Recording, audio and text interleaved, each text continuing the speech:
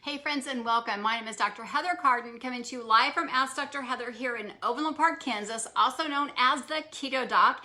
Started this page several years ago as I had many patients coming in asking for more and more information. I would share small recipes and they're like, oh my gosh, where can I find that recipe? So as I prepared them on my own home for my own 4 boys and my husband, I thought, gosh, let's capture it here on Facebook. Let's share these information, share questions. I had a lot of patients asking me, and then as my Facebook community grow and our patient community at the office grew, it was a great time to share this info here. So I generally share the most common questions that I get at the office, or I would say when people used to stop me at hockey games or lacrosse games. Right now, a lot of those things are not going on, and my boys have actually outaged those events now, but I want to share the most common questions people have. So a lot of people have really jumped on board with the intermittent fasting program, which is absolutely amazing. It is so healthy for you. The list of health benefits are long. We could talk about it for a couple of hours, but tonight I want to stay super targeted. I want to help you find out where you could actually really tighten the belt up on your intermittent fasting game and really help you get more benefit out of your intermittent fasting. So first of all, let's start with this. Again, my name is Dr. Heather. I'm coming to you live from Overland Park, Kansas. I practiced a little bit over 23 years alongside my husband at Carden Center for Wellness as functional wellness physician. So Carrie, hello from Western Australia. Danny, hello. Welcome. Thanks for watching live. Nicole, haven't seen you for a bit. Hope everything's going well with you. And Danny is watching live from Arkansas. So as we get going here, again, I do talk fast. I apologize, but this is absolutely meant to be shared because these are the most common questions that I get. So number one, first of all, if you're intermittent fasting, write down how many hours you're doing. If you're doing a 12-12 or a 10-14, those hours generally mean how many hours is your eating window or feeding window. The second is how many hours you're letting your digestive system rest where you're not consuming calories. So the most optimal one we know is actually eating in an 8-hour window and then letting your body rest for 16 hours. However, number one is the most common mistake. People actually try to go in way too quick.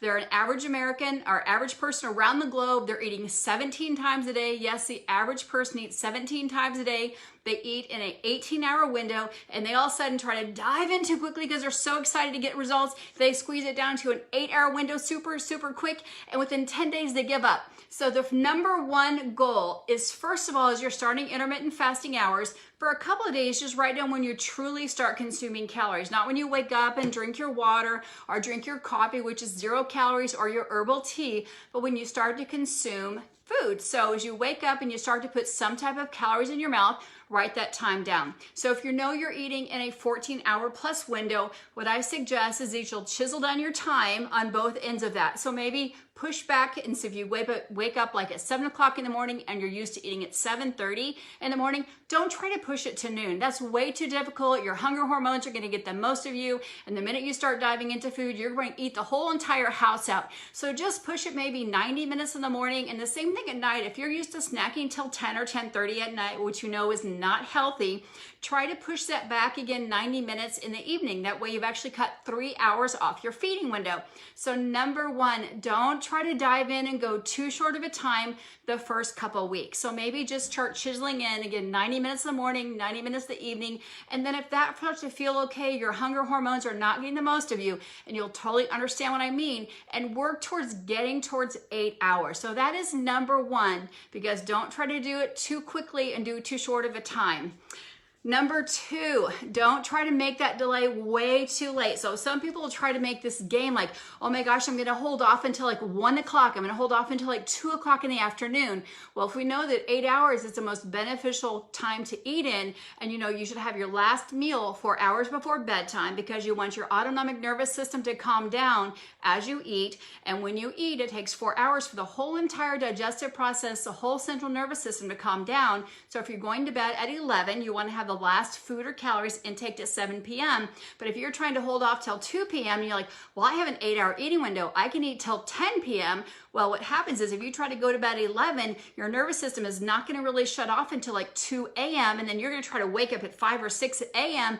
You're not getting enough rest. Adults need 7 to 8 hours of uninterrupted sleep. Sleep is your secret weapon. It's more important to make sure you get that sleep in that time frame than actually pushing that first window forward. forward. So number 2 is make sure that you're doing it in a healthy window, that your last meal is 4 hours before bedtime, and you're not trying to push it too late. Number 3, plan your day. And this kind of ties in with number 2. Wake up first, drink your water first, then maybe have your coffee or your tea, and don't start dumping in too much fat into your coffee or tea, because oftentimes when you're in that state of metabolically trying to get your body to burn fat, people make that mistake of over-fatting their coffee. They wake up, they skip the water, lose a pint of water at night while we're sleeping, and water is so important for every single lifestyle, whether you're vegan, vegetarian, low-carb, keto, paleo, whatever lifestyle you need water first. So wake up and have your 12 to 16 ounces of water, do your meditation, do your mindset, get your body right before you ever put food into your body. But I will see people's food journal and they're so excited about having this fat coffee. They're putting a tablespoon of coconut oil and a tablespoon of collagen and a tablespoon of MCT oil and a tablespoon of grass-fed butter. Next thing you know, their coffee or their tea is up to like 800 or 900 calories. It's way too much fat. So wake up, water first, then run your day. Run your day means plan your exercise, plan what you're going to do with your mindset, kind of let your body know when you're going to try to eat. So if you want to make sure you're eating with your family at an earlier time, we do want you to intuitively get in mind with your body, but oftentimes people do make that mistake of over-fatting that first coffee, and they're saying, well, I'm in ketosis, I can have as much fat as I want. However, if your goal is fat loss, you're putting too much pressure on your liver, because in order for it to go grab your fat and uncouple it, first, it has to process all that fat you're putting in your coffee or tea in the morning. So wake up, water first, and then put that fat coffee in your feeding window, especially if you're to hit a stall or plateau. You never know if that you could be sensitive to coffee, you could have like an allergy sensitivity to maybe butter or to coconut oil or something like that. So make sure if you're stuck at a plateau and you're really having problems with it and you're doing number 1 right, you're doing number 2 right, then number 3 would be make sure that you're putting that intermittent or that coffee in your feeding window. Just try to change it up. May not work, but it may work. I've seen it really make a game change for several people. Number 4, people kind of make a mistake of they try to cut way too much food out and then they end up binging and overeating. So what happens is they say, okay, I'm going to rephrase that here, because they end up actually overeating at a meal. So they really try to push that back and say, okay, I wake up at 7 a.m. We'll keep that steady for this whole entire talk tonight. So they wait to eat, and then they end up overeating because like, okay, I'm not going to eat again until tomorrow. So that last meal of the day, that second meal or third meal, if you're eating 3 meals in an 8-hour window, so they have a tendency to overeat, thinking I'm only going to get to eat between like 10 and 6. So 10 a.m. to 6 a.m., or we're going to say 11 to 7, whatever that 8-hour window is. Or again, if you're starting number 1, you're eating in a 10-hour window, whatever that window is, people have a tendency to say, well, I'm intermittent fasting. I can eat as much as I want whenever I want because I'm intermittent fasting. That's not true. Calories still do count. And just like we talked about with the overfatting of the coffee or tea, calories do count. So make sure that you don't put yourself in that window like in number 1 where you squeeze so much that you put your brain or those hunger hormones on alarm, where your hunger hormones don't turn off and you just keep eating and keep eating and keep eating. I've seen this happen time and time again, where with that number 1, people try to go way too quickly into an 8-hour time frame with intermittent fasting. Slow and steady wins the race every single time. Inch by inch is a cinch. So make sure when you're squeezing that window in slowly and steadily, maybe 30 minutes every couple of days, you're shaving that. And as you start to actually get intuitive to when your body really is hungry. Now, the first couple weeks is going to take a little bit of time for you to really notice, because you're going to be hungry. Your hunger hormones are used to you waking up because you've done it for the last 20, 30 years. You wake up and have your orange juice. You wake up and have this, or maybe you've been keto for the last 4 or 5 years, but you wake up and you still have 6 mini meals a day and you're still, 30% body fat and you're still overfatting it or overcaloring it. And now you're really trying to make that shift happen and metabolically tap your body into ketogenesis,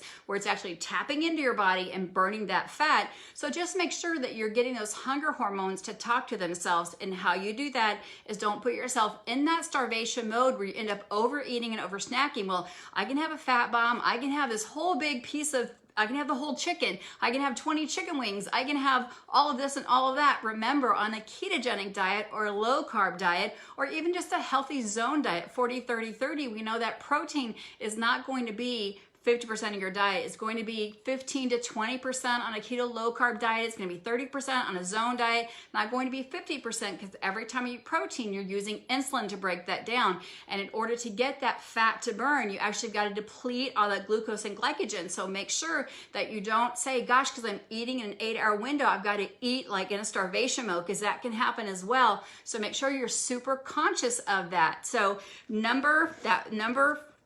sorry, I'm looking at my numbers here. So number 4, again, this kind of goes in with the same thing about the coffee. Make sure that when you're eating that you're not over-fatting that. I see people eat blocks of cheese. A serving of cheese is a domino. And if you know me, I'm a big fan for ditching the dairy. Dairies are pro-inflammatory. It comes from a girl cow. It's estrogenic. It's only made through a girl hormone process. So when they say that dairy's hormone-free, it just means the feed that they give the cows. I am a dairy farmer's daughter from Kansas, so I know how this works.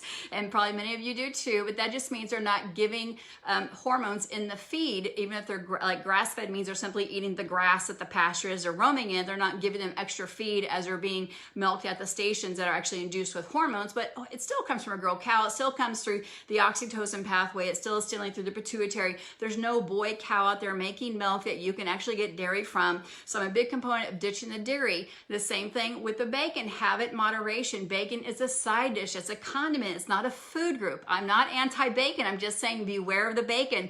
I heard somebody say, well, I had 6 pieces of bacon. It's okay. It's on a keto diet. It's on a low carb diet. In moderation, make sure you're rotating your food. So the best way to do this, if you're stuck on your intermittent fasting diet, is to actually get a piece of paper or get an app and simply write down what you're eating. You may be shocked that you're actually overeating the calories. I have people think about this for a minute. If you take a teaspoon of butter, it's about 110 calories, or you take a piece of cheese, an ounce of cheese, which is about the size of a domino, or a tablespoon or teaspoon of peanut butter, again, about 107 calories. Then you think of maybe cabbage, a whole head of cabbage, which is maybe like 70 calories. So we know when we talk about fats are very, very dense, small calories. So you really have to watch when you're doing that. The same with desserts. We talked about snacks yesterday, that really when your body's in a groove of burning fat for fuel, especially if you have over 25-30% body fat, you really should not have to be snacking. You should be fine having those 2 well-balanced meals with some protein, some above ground greens, sprinkled with some fat. And you don't want to have a diet that's 80% fat unless you're at your goal weight. You want your body to tap into its fat and actually break that down. So make sure that you're not overeating fat all throughout the 8-hour period, because people think, gosh, I can graze for that whole 8-hour period. You can if you want, but if you're stuck, this can be a very common mistake. You want to eat, let your body digest and rest.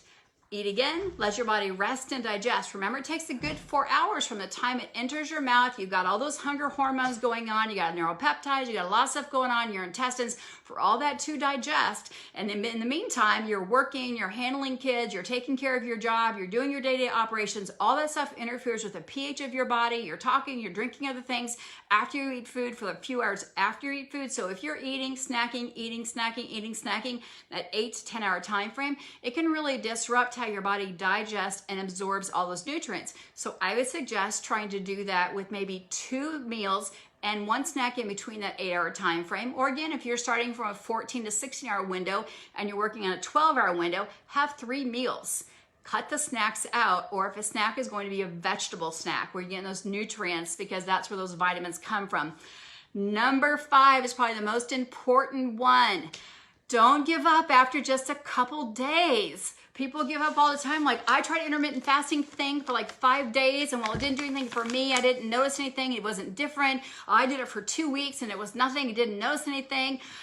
You guys have got to give it a good 6 weeks. You've got to get your hunger hormones. I know I keep saying hunger hormones, ghrelin and leptin. They're the ones that turn things on and off. We talked a couple weeks ago on a Facebook Live about how those hunger hormones worked, even with doing aerobic exercise versus weightlifting exercise, good sleep versus having interrupted sleep, what different neuropeptides are turned on, how cortisol reflects that. So you've got to give your body a good 6 weeks. Your body understands, like, now I'm actually going to burn ketones for fuel. I'm going to burn fat fat for fuel. And you don't have to be only on a ketogenic diet. You can do intermittent fasting on a clean, low carb, healthy, whole food diet. It doesn't have to be only a keto diet. You can do it on a clean, healthy diet, but we do always encourage you to do it within an 8-hour time frame. And then again, outside the time frame, have the water that you need, at least half your body's weight in water. Yes, you can have, somebody said, yes, you can have your sea salt outside that. Yes, you can have pure therapeutic exogenous ketones.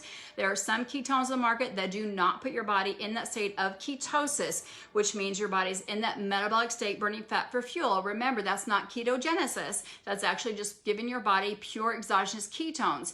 And somebody asked about keto cream as well. But if you're stuck, I would move your keto cream and coffee into your feeding window. So have your water first. You could have your exogenous ketones and then put that coffee, your fat coffee with cream, which is going to only have 150 calories, or do a half a pack with only 75 calories. That could be off a few calories. Have that in your feeding window and then see what that does for your body. So these are just some common mistakes. We're all individual, unique beings. We're different, live in different areas. Some people work a swing shift. Some people have different health patterns, different health histories. Some people may be missing some organs like a gallbladder or an appendix. People have different stresses in their life. We all have different things going on metabolically, but we all start with all the same organs. We all start with the same thing. We all have the same digestive process that should happen as our ancestors did. So let's just run through those top 5 mistakes. Don't go away. I saw somebody just left. Don't go away. Make sure that you're sharing this with friends and let me know again where you're watching from. Top 5 mistakes that may be hitting at a plateau or not making your intermittent fasting working the way that you want. Let's go backwards. Number 5, make sure you're giving it a good 6 weeks. And in that 6 weeks, you could do an OMED 1 day a week. You could do a 60-hour keto reboot, which we talked about yesterday. Those kits actually stop going on sale tomorrow night. And it's an amazing way to kind of reset, shrink your stomach. People ask all the time, how does somebody weigh 500 to 600 calories?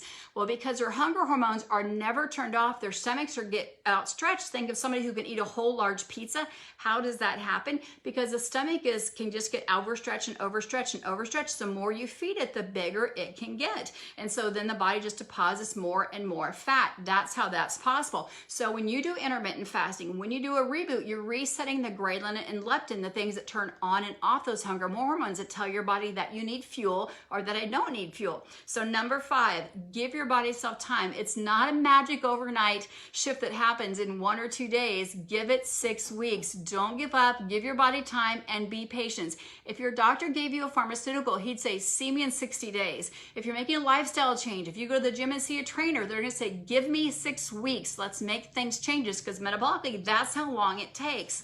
The longer you stick with it, the more you're going to see that your body makes true physiological changes. The skin starts to tuck in, anti-aging thing starts to happen.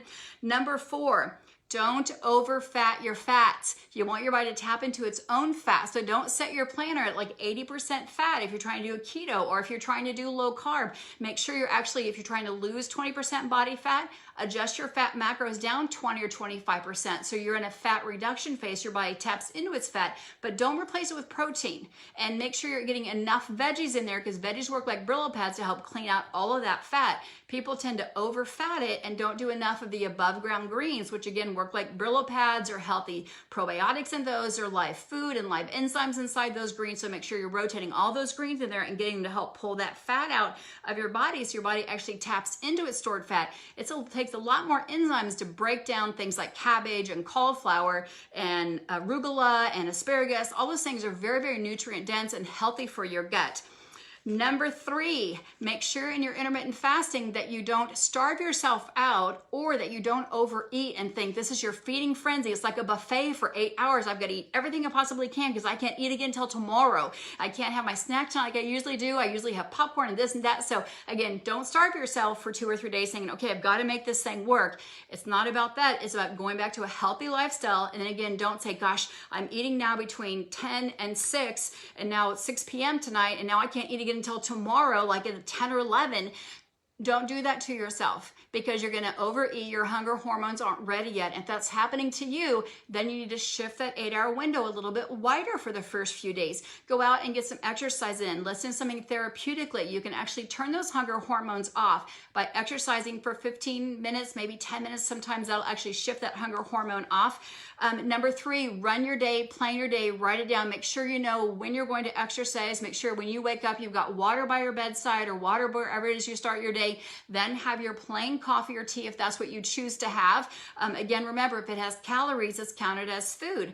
Number 2, make sure that you don't start it too early. Let me see, start by cutting your time down too early. So don't start by going right into an 8-hour fasting if you have not ever done intermittent fasting.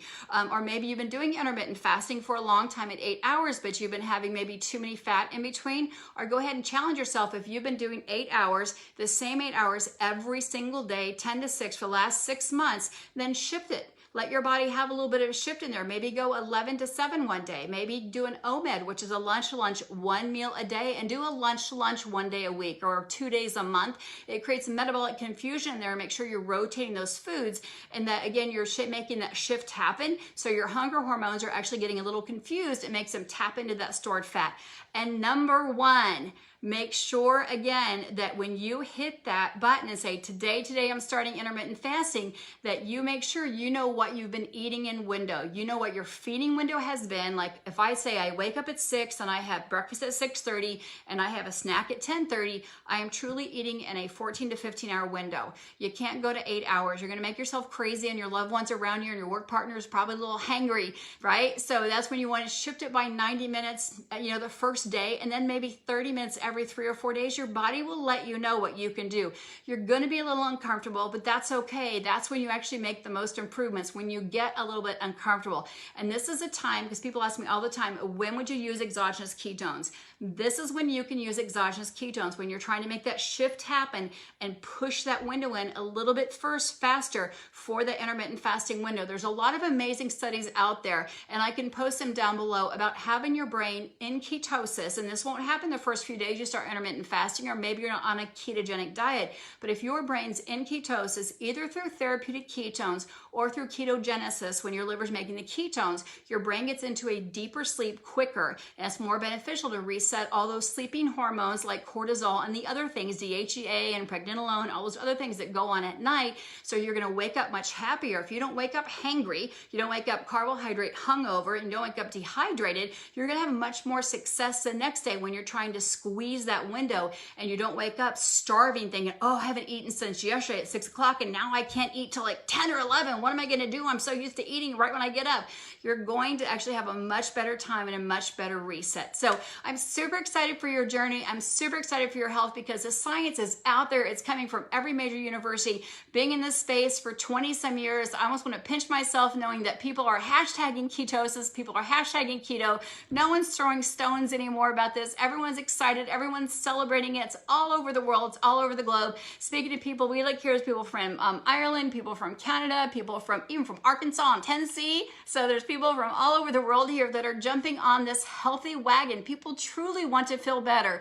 There are things that we can control, which is what we put in our mouth and what we don't put in our mouth. Those are things that we know that we can control. And I've been teaching that for a very long time, is that we have these little things called fingers and hands, and we are the only ones who can put stuff in our mouth. So when we're eating, we're either eating to fight a disease, or we're either eating to feed a disease. So you make the choice, and hopefully I've helped you actually get a little bit further in your health journey today. Tomorrow or the next day, we're going to talk a little bit about who should be on a keto diet or low carb diet, and who should not be on a keto or low carb diet, because that is a question I'm getting all the time. Should everybody be in ketosis? Should everybody be on a keto diet, or who should not be at all? So we're going to just make some parameters for that, because I get that question all the time.